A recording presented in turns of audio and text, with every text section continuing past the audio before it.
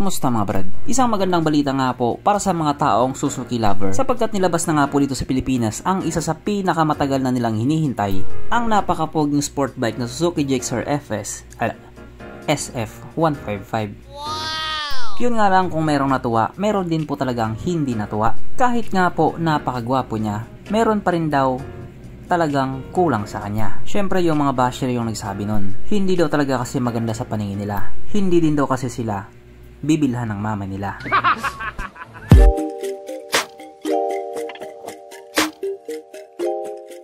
Pero syempre bago tayo magpatuloy, kung bago ka pa lamang napadpad dito sa aking walang kwentang channel, huwag ka na mag-subscribe. So yun na nga. Sa paglabas nga po nitong Suzuki Gixxer SF155, marami din po talaga ang natuwa, especially dun sa mga taong loyal sa brand na Suzuki. Kung titignan po kasi natin yung itsura niya, talagang napakagwapo din niya. Sabi pa nga ng iba, parang may pagka big bike na daw yung datingan niya. At hindi nga rin po katulad sa ibang mga 155 na sport bike na nasa kategory niya. Hindi po ganun kasubsob yung driving position niya. Siguro masubsob ka na lang pag nadisgrasya ka na. Kaya yung ibang tao na mahilig sa sport bike at mahilig mag long ride, bibili daw talaga sila nito. At isa nga din po sa pinakalamang niya doon sa mga kakompetensya niya o doon sa mga kalaban niya, walang iba kundi ang presyo niya. Sapagkat ito nga po ay nagkakahalaga lamang ng 114,900 pesos. Murang-mura nga po kung ikukumpara doon sa ibang 155cc na sport bike. Kaya yung iba imbis bumili ng ganon, bibili na lang nito. Napakagwapo na, napakamura pa. Kaya dahil dyan, pag-usapan na lamang natin kung ano bang meron sa motor na ito at kung gaano nga ba talaga siya kaganda. So ito nga po ang Suzuki Gixxer SF155 na mayroong 155 cubic centimeter engine displacement, 4-stroke single cylinder, single overhead cam with 2 valves. So yun nga po yung isa sa pinaka nirereklamo ng iba. Bakit daw nagkaganon? Single overhead cam tapos 2 valves lang. Kaya imbis daw na upgrade, para daw siyang nag-downgrade. Fuel injected, kaso lang ito po ay naka-air cooled pa din. Panis yan sa Honda Click 25. So yan nga din po ang isa sa mga dahilan kung bakit ganon yung presyo niya. What you see is what you get. Downgrade na downgrade nga talaga para sa iba. Bakit daw hindi na lang yung makina ng Raider 150 Fi ang sinalpak sa kanya? Para naman daw kahit papano may ibubuga. Galit ka ba? Hindi. Nagtatanong lang. Oo, nandoon na tayo. Pwede naman talaga nilang gawin yon. Kaso ang tanong lang doon, ganun pa rin kaya yung magiging presyo niya? 114,900 pesos pa rin kaya yung magiging presyo niya? Syempre wala nang ganun. Tataas na ang presyo niya kapag nagkataon. At kapag tumaas naman yung presyo niya, magagalit naman yung iba kasi sobrang mahal na. Kaya hindi na tuloy alam ni Suzuki kung saan sila lulugar. Lahat may masasabi, lahat may reklamo. Ang papangit naman. Pagdating naman po sa kanyang power, ito po ay merong 18.7 horsepower, 6,000 RPM. At ayon nga po sa mga Indianong nag-top speed sa motor na ito po ay kaya tumakbo sa bilis ng 125 km/h. Pero dahil nga po nandito na siya sa Pilipinas, panigurado o abot na ng 150 kph yan. Aba syempre, ibang usapan na kapag Pinoy nakasampa.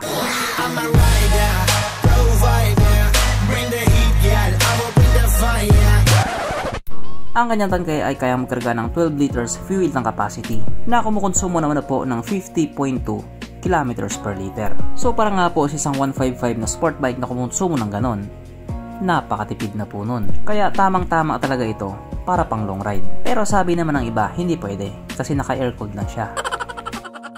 Ang sukat ng niyang gulong 100/80/17 sa harap at 140/60/17 naman sa likuran. Syempre pares na nga po itong naka-tubeless. Pagdating naman po sa kanyang braking system, ito po ay naka-disc brake sa harap at disc brake din po sa likuran. At ang malupit nga po dito, may ABS po. Yung nasa ibang bansa.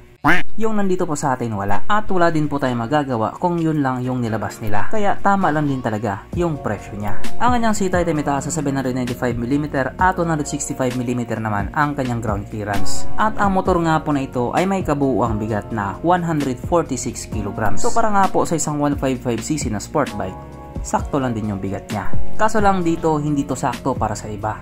Unlike nga po doon sa ibang katunggali niya, ito po ay naka 5-speed pa lamang. Sobrang bitin daw.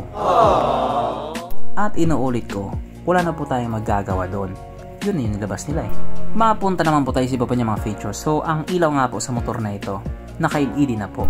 Headlight at taillight niya naka-LED na po. Kaso lang mukhang bulb type pa rin yung ginamit nila sa kanyang mga signal lights. Ang kanyang gauge panel ito po ay naka full digital na maganda nga din po yung pagkakagawa nila.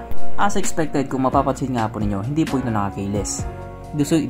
Disusi pa din po siya. Pero okay lang naman yun, hindi naman big deal yun. At bukod nga po sa napakagwapo niyang itsura, isa pa nga po sa nagpagwapo sa kanya ay yung kanyang dual type exhaust na sabi nga po ng iba parang big bike daw yung datingan. Pero dito, ito talaga yung may pinakamalupit na datingan sapagkat nandito na nga po tayo sa exciting na part, ang kanyang mga suspension. So sarap ang bahagi nga po, ito ay ginamitan ng telescopic fork at sa likuran ito po ay gumagamit ng adjustable na monoshock na ayon nga po sa mga taong nakagamit sa motor na ito, maganda ang bounce.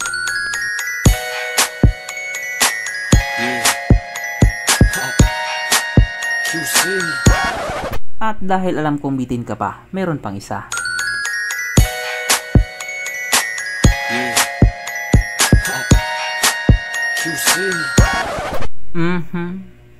Panigurado. Wala na namang nalungkot. At dahil wala nga pong nalungkot, alamin na po natin kung present nga ba sa motor na ito yung tatlong pinaka-importanting features. So, una na nga po dito ang kanyang lagayan ng istalyon at nakakalungkot mang sabihin, wala po siyang ganon. Wala siyang lagayan ng istalyon. Pangalawa, wala din po siyang sabitan ng pulutan. At oras na nga po para sa ating Red Horse check, ang pinaka-importanting feature sa isang motor. At ayon nga po sa aking masusing pag-aanalisa, ang motor na ito ay kayang magkarga ng wala po siyang kargahan ng Red Horse.